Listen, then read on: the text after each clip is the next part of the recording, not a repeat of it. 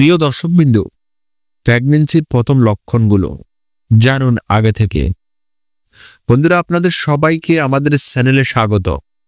আজকের আলোচনা প্রেগন্যান্সির প্রথম লক্ষণ নিয়ে।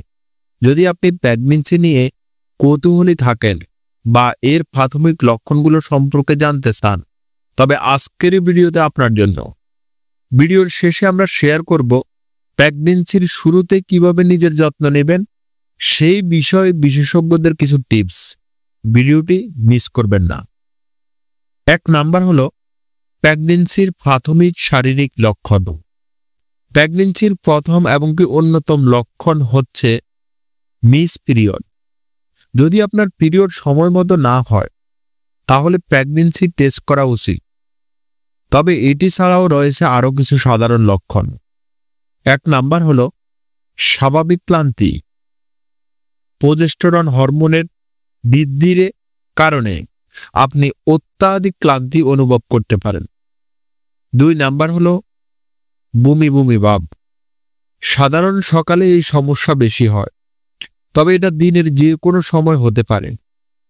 3 নাম্বার হলো স্তনের পরিবর্তন।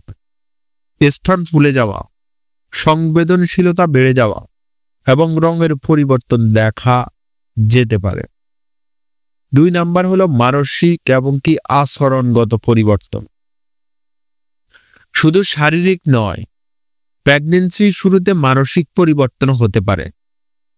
1 নাম্বার হলো মুড সুইং, হঠাৎ খুশি আবার অকারণে দুঃখ পাওয়া, এটা স্বাভাবিক।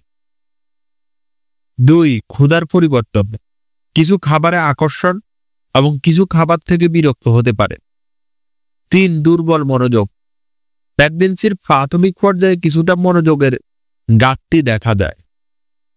3 নাম্বার হলো কখন চিকিৎসকের কাছে যাবেন।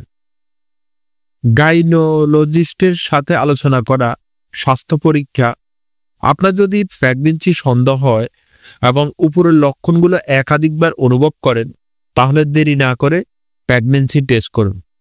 যদি টেস্ট পজিটিভ হয়, একজন গাইনোলজিস্টের পরামর্শ নিন।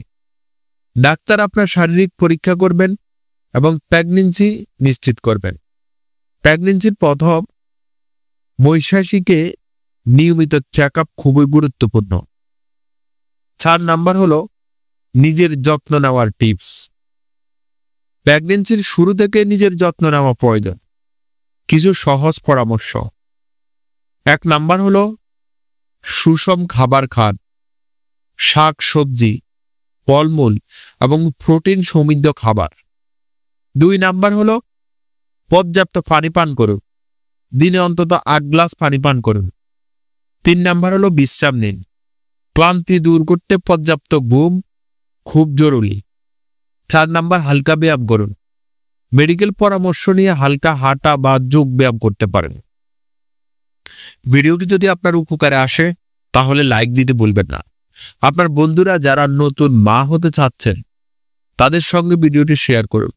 আর এই ধরনের তথ্যপূর্ণ ভিডিও পেতে আমাদের চ্যানেলটি সাবস্ক্রাইব করুন এবং বেল আইকনে ক্লিক করুন, যাতে প্রতিটি নতুন ভিডিও সবার আগে আপনার কাছে পৌঁছে যায়।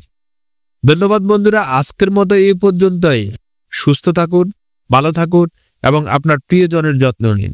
আমরা আবার দেখা করব পরের ভিডিওতে। বিদায়।